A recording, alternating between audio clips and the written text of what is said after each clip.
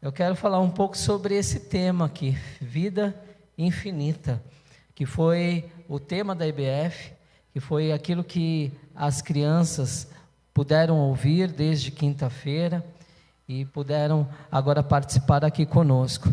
E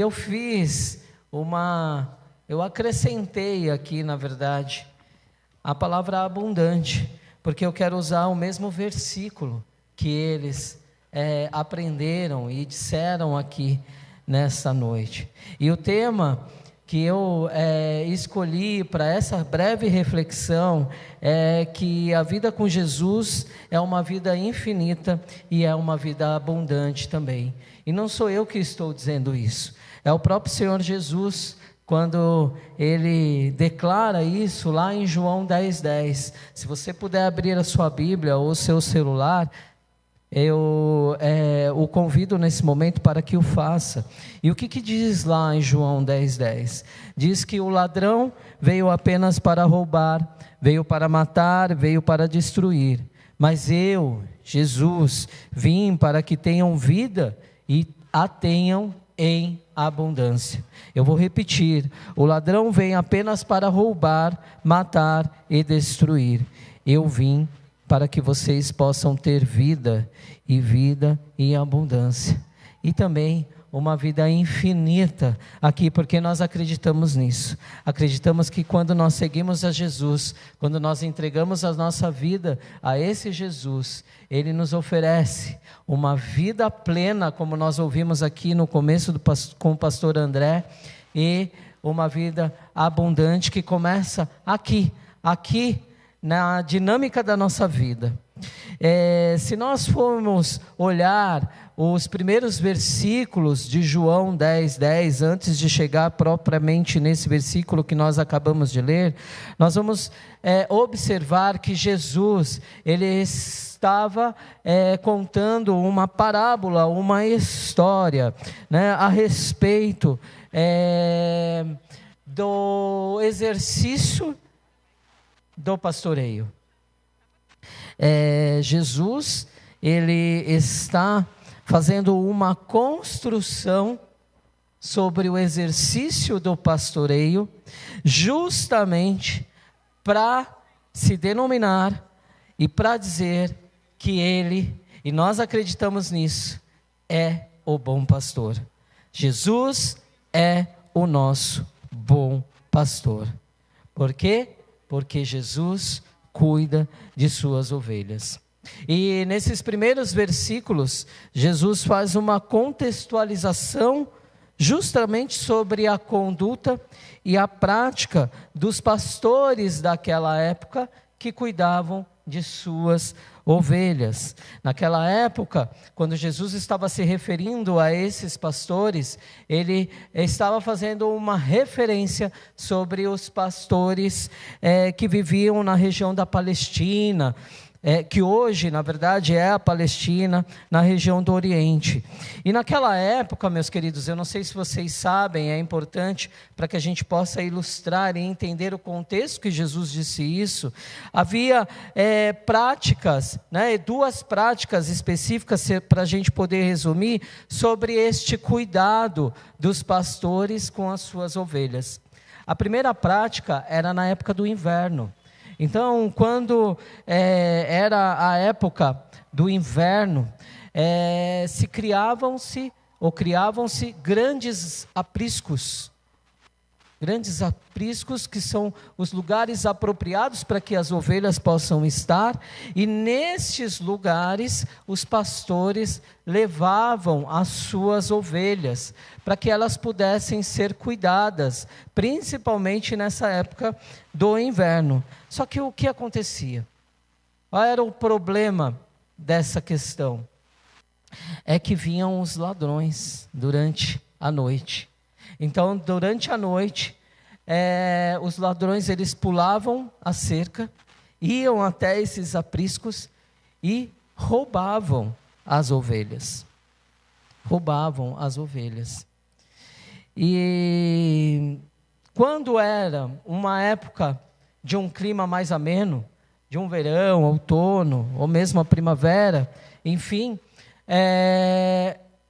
os pastores criavam apriscos próximos aos seus próprios rebanhos. Não havia essa construção de um grande aprisco, mas eles criavam pequenos apriscos para que essas ovelhas elas pudessem ser cuidadas, para que as ovelhas pudessem estar ali sobre o olhar dos seus pastores. E eles também, os pastores, eles contratavam alguns empregados para ajudarem no exercício do pastoreio, para que esses empregados, eles pudessem auxiliar os pastores no cuidado com as ovelhas. Mas aí tinha um outro problema. Se no inverno, o problema é que os ladrões vinham e levavam as ovelhas, no verão, por exemplo, esses empregados, eles não se dedicavam tanto ao exercício do pastoreio. Principalmente quando as ovelhas, elas se deparavam com o perigo. Quando elas, por exemplo, iam mais distante, quando elas, por exemplo, estavam para cair e se machucar nas montanhas, enfim, ou seja, quando de fato havia um perigo eminente de algo que pudesse acontecer, esses empregados, eles não se entregavam ao cuidado das ovelhas como poderiam cuidar. E é nesse contexto, se nós fôssemos ler e detalhar, e o tempo não nos permite, que Jesus, ele vai se pronunciar como sendo o bom pastor. E ele fala: eu sou a porta das ovelhas, e aqueles que vêm até mim, eu serei o bom pastor. O bom pastor, Jesus, que se entrega à ovelha de forma sacrificial, que cuida de suas ovelhas.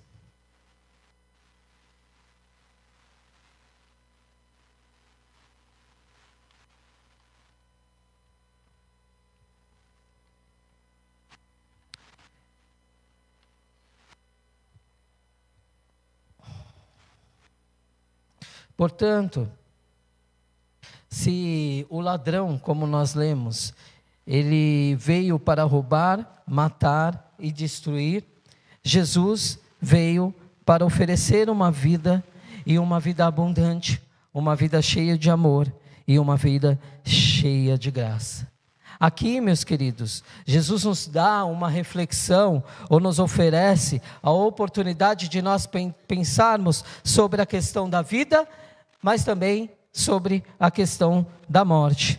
Uma vez que se o ladrão, ele vem para roubar a nossa alegria, roubar a nossa capacidade de se posicionar diante dos desafios da vida, Jesus vem para nos dar uma vida diante de todas essas questões e diante de todas as outras que se apresentam diante de nós. Se o ladrão, por exemplo, veio para matar a nossa esperança, para matar a nossa vontade de lutar diante das circunstâncias que se apresentam a nós no dia a dia, se o ladrão veio para roubar o brio da nossa vida, Jesus veio para nos dar novas perspectivas e interpretações diante dessa própria vida. Se o ladrão veio para destruir as nossas construções e elaborações de presente e de futuro, Jesus veio para ressignificar a nossa narrativa, nos oferecendo uma nova forma de esperançar a própria vida. Afinal, ele veio para nos oferecer uma vida infinita e uma vida abundante. E sabe o que é bacana? É que essa vida infinita, essa vida abundante, ela pode ser desfrutada a partir de já. Nós não precisamos esperar quando nós estamos em Cristo Jesus. Por isso, rapidamente, eu quero compartilhar 3 sugestões para que você possa refletir sobre as questões que permeiam a arte de viver. A primeira que eu quero te dizer: creia que a manifestação e o agir de Deus é constante na vida daqueles que se entregam e confiam suas vidas ao bom pastor. Ele está com você. Creia que a manifestação e o agir de Deus é constante na vida daqueles que se entregam e confiam as suas vidas ao bom pastor. Meus queridos, há momentos na nossa vida que nós não conseguimos ou nós não percebemos esse amor. Nós por vezes não sentimos, por vezes a nossa fé ou a circunstância da vida, elas ofuscam a nossa fé. Mas eu quero dizer que mesmo nesses momentos, o agir de Deus, ele se faz constante nas nossas vidas. Deus trabalha por cada um de nós. Deus está conosco. Deus está na noite. Deus está na manhã. Deus está na alegria.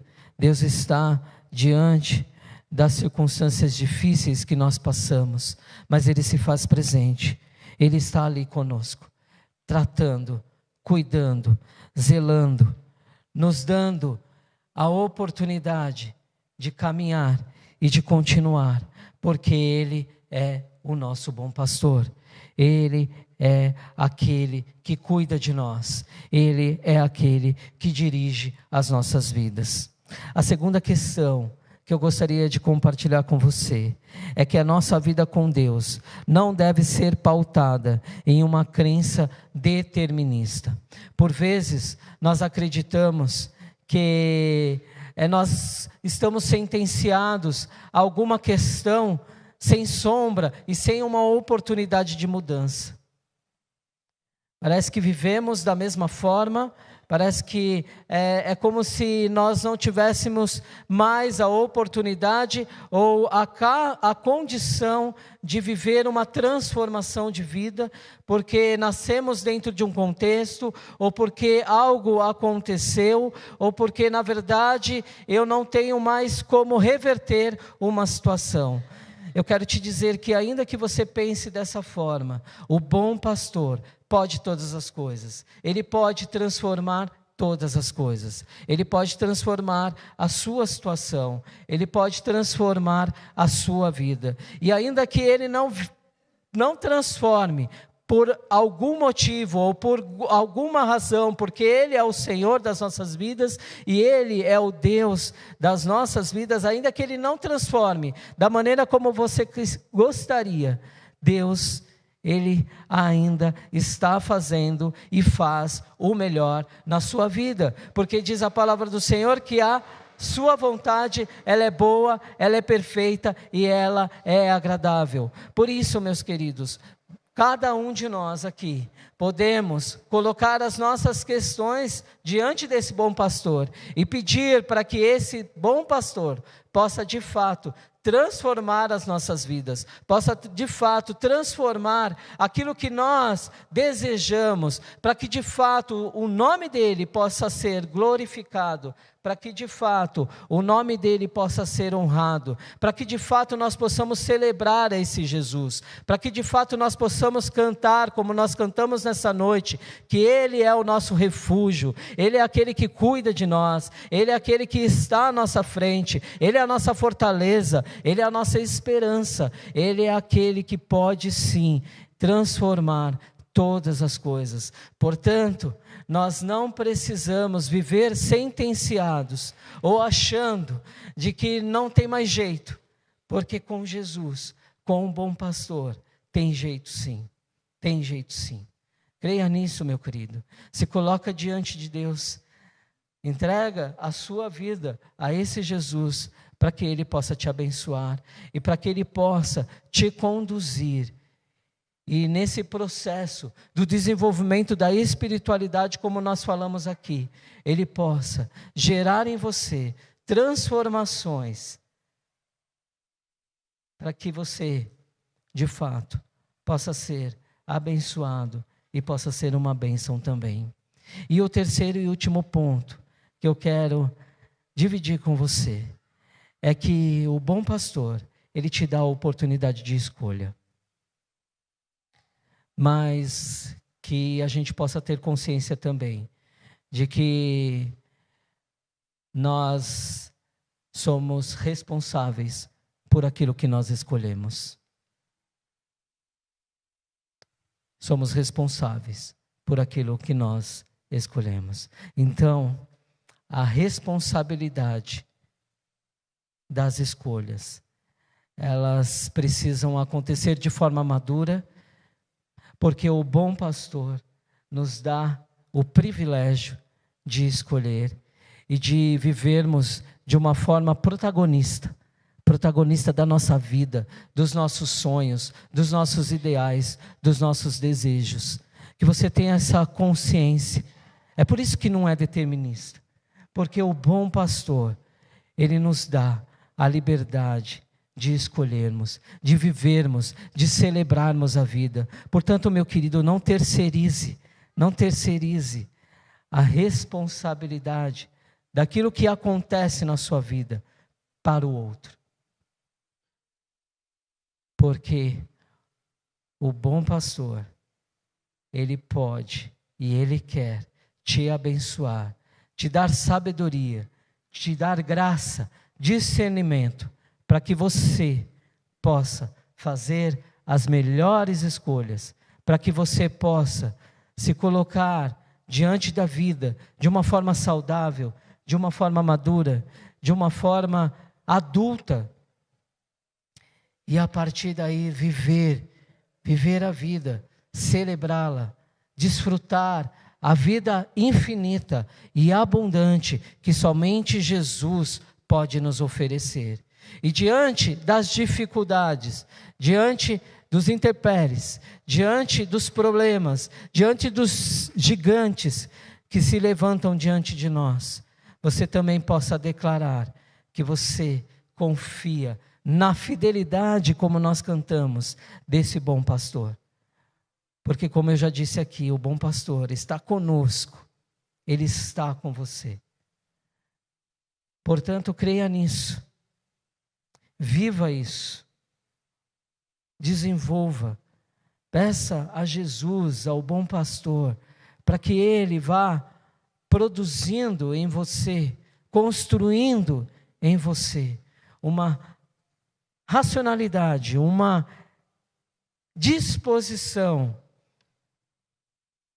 de viver essa vida inteira, como nós ouvimos aqui pelo pastor André, que Jesus nos oferece. Meus queridos, como nós lemos, o ladrão, ele veio sim para roubar, para matar, ele veio para destruir. E constantemente nós somos desafiados a se posicionar para que essas mortes, elas, ainda que sejam apresentadas a nós, mas para que nós possamos resistir a essas mortes diárias. E a gente só pode fazer isso confiando nesse bom pastor, confiando e entregando as nossas vidas a esse bom pastor. Portanto, eu quero encerrar rogando a Deus, rogando ao Senhor Jesus, o nosso bom pastor, que Ele nos ajude, que Ele nos dê graça e discernimento, sabedoria, para que a gente possa, de fato, entender o que é viver a vida de forma infinita. Para que a gente possa acreditar, para que a gente possa confiar e para que a gente possa, de fato, celebrar a vida da melhor forma possível.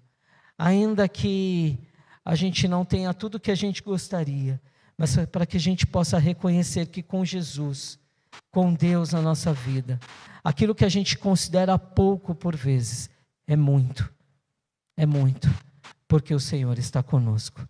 A minha oração é que o Senhor te abençoe e que você possa, de fato, confiar na graça, na misericórdia e no perfeito amor desse bom pastor. Amém? Que o Senhor nos abençoe.